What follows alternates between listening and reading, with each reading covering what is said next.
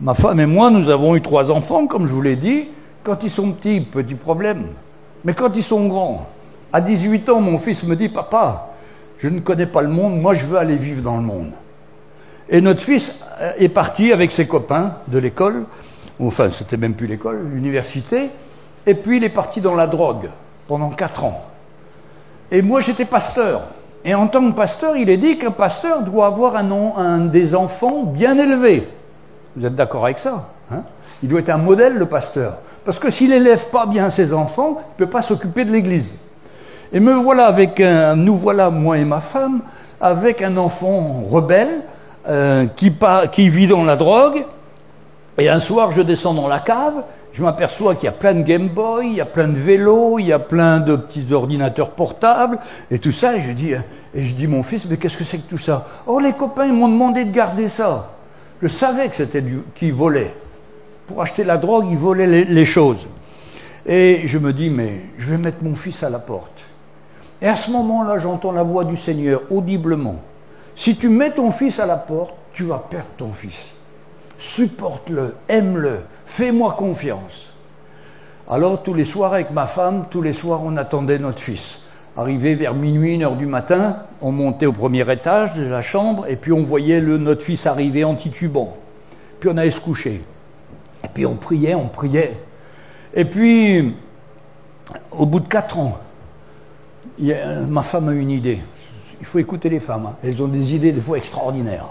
Elle a dit, là, je crois que ça parle beaucoup ça. Elle a dit, moi je voudrais qu'on invite notre fils, lui payer un billet d'avion pour aller au Zimbabwe où on a un camp de jeunes là-bas, de notre mission. Et je lui ai dit, écoute, si tu ressens ça, je te fais confiance. Demandons-lui. On demande à notre fils, oui, oh oui, je suis d'accord. En réalité, lui, il voulait aller voir ce qu'il fumait là-bas au Zimbabwe. Mais nous, on était les parents, on lui a mis sa Bible dans le truc, puis il est parti. Le premier jour, il arrive là-bas, il ne vient même pas aux réunions. Le deuxième jour, il était caché dans le fond. Et le troisième jour, il était au premier rang, là devant. Demandez pardon au Seigneur pour ce qu'il avait fait. Et il prend le téléphone, il dit « Papa, il y a de la drogue cachée dans la maison. Papa, il y a de l'argent. Papa, j'ai plein de choses volées. Papa, maman, pardon pour tout ce que j'ai fait. » Et il a une repentance qui dure au moins 3-4 jours. Il nous appelle du Zimbabwe, il n'y avait pas Internet à l'époque, ça nous a coûté 1 500 € de téléphone. Et ça continuait toujours. Je dis à ma femme, on va aller là-bas. Et alors on était au Zimbabwe. Et puis, on était là pendant le camp, puis il y avait le pasteur Mickey qui était là, et il vient nous voir et dit « Papa, maman, je ne peux pas rentrer à Nanterre, là où nous habitons, parce que je faisais partie d'un gang. Et si je ne vends plus de la drogue avec eux, ils vont me tuer. » Et là, il y avait le frère Mickey, qui est de l'île Maurice, qui a dit « qu'ils viennent habiter chez moi. » Et c'est comme ça que notre fils est parti habiter à l'île Maurice, et qu'il a été protégé, qu'il sert le Seigneur là-bas, il est un instrument du Seigneur. Et quelle grâce!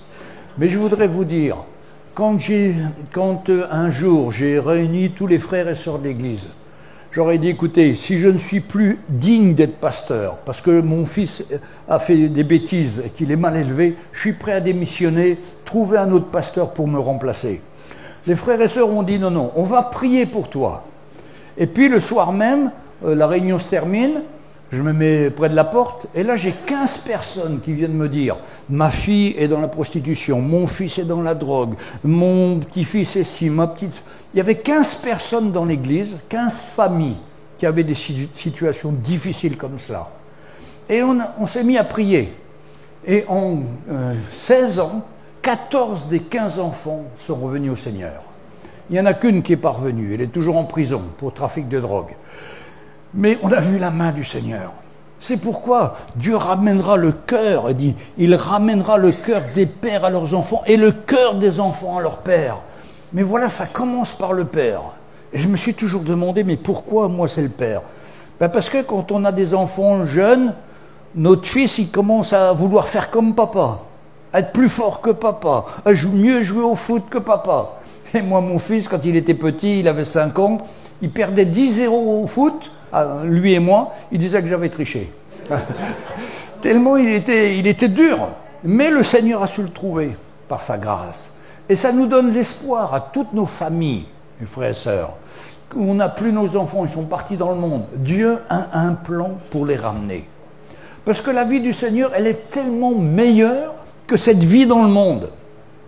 Et d'ailleurs, notre fils qui vivait avec ses copains drogués, il revenait tous les soirs à la maison. Il me disait, papa, maman, je reviens parce qu'il y a la paix ici. Dans les familles de mes copains, ils sont tous divorcés, ils sont tous en train de se battre tout le temps. Mais avec vous, il y a la paix, il y a la joie du Seigneur. Et ça, les enfants, un jour, se rappelleront de ce qu'ils ont entendu quand ils étaient petits. C'est pourquoi la Bible nous dit, enseigne l'enfant dans les voies du Seigneur. Et quand il sera grand, il retrouvera cette voie du Seigneur. Quelle grâce, mes frères et sœurs!